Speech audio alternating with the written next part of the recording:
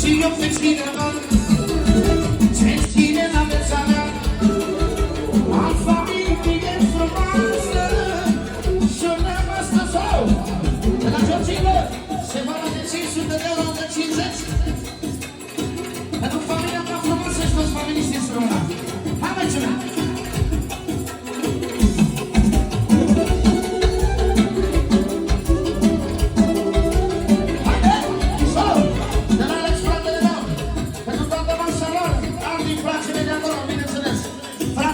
Copilărie, bună-ți mea! E? Tu-i? E? Tu-i? Tu-i?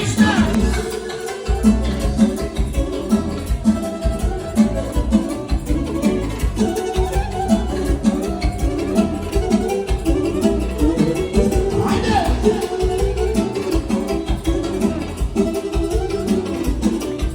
Haide, viață! Haide, cine?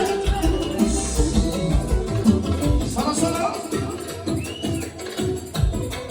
Frații mei de la Săschiți de acolo, unde am plecat Miguelia.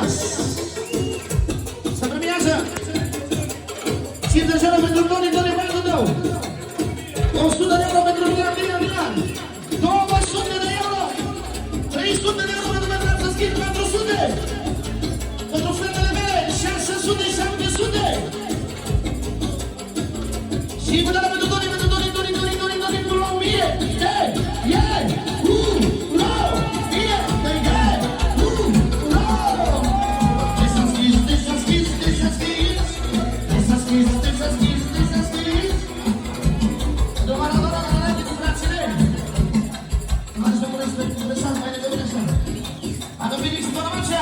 și pentru Toni, cel mai mare ca să ne distrăm, da?